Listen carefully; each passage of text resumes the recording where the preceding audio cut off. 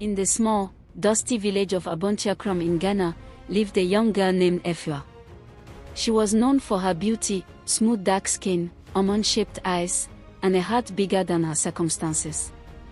Life had never been easy for her.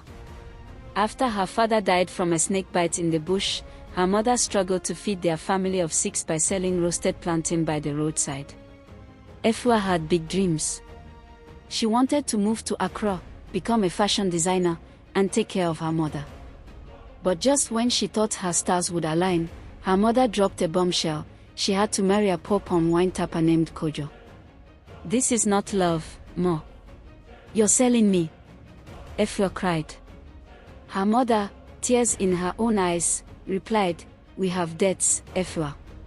They are threatening to seize our land. Kojo offered to pay everything if you become his wife." Kojo was quiet, always wore the same faded shirt and slippers, and lived in a broken mud house near the river. To everyone, he was nothing more than a poor, strange man with no ambition. The villagers mocked Efua. Beauty wasted on poverty, they'd say. With no choice, Efua married Kojo in a silent ceremony. No music. No joy. But that night, when Kojo took her into his small hut, he did something unexpected. He gave her a new phone, an iPhone. "Where did you get this?" she asked. He just smiled. "Consider it a gift. There's more where that came from." Efua's curiosity burned. Over the next few days, strange things started happening. Kojo began disappearing at night, claiming he was tapping wine, but he'd return smelling like luxury perfume. One evening, she followed him secretly into the forest, and what she saw changed everything. Behind the palm trees was a private airstrip, yes, an actual airstrip, with a black SUV waiting for Kojo. He stepped in, and the driver called him, "Mr. Kojo Asante, sir." Efua nearly fainted. The next day, she confronted him. "Who are you really?" Kojo looked her in the eyes and said, "Sit down. It's time I told you everything." Turns out, Kojo was not just a palm wine tapper. He was the sole heir to the Asante Gold dynasty, one of the wealthiest families in West Africa. After a betrayal in Accra by his ex-fiancée who only wanted his money, he left the city to live quietly and find someone who would love him without knowing his status. "I chose you, Efua, because you didn't chase wealth. You had strength in your spirit. You fought for your family." Efua was speechless. But the story didn't end there. 3 weeks later, as she adjusted to her new reality, new clothes, new mansion, personal chefs, a scandal broke out in the media.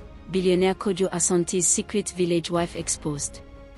Turns out, someone had leaked their story to the press. Cameras flooded their once quiet village. Journalists surrounded Efua, calling her the gold digger who tricked the billionaire. But here's the juiciest twist: the leak came from Kojo's own mother, the matriarch of the Asante family, who had never approved of village girls. She wanted Kojo to marry a socialite in Accra and had secretly hired a private investigator to spy on him.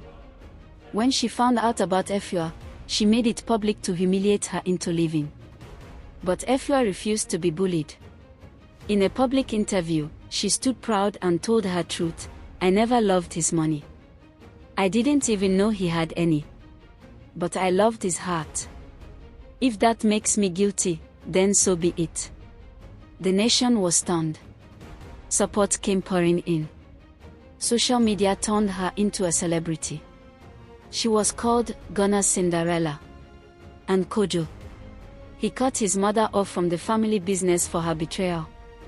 He and Efua later launched a foundation in Abontiakrom, building schools, giving scholarships, and changing lives. From forced marriage to fairytale ending, Efua's life became a story of unexpected wealth, betrayal, and the power of love beyond riches. To be continued. Please like, share and subscribe to our channel.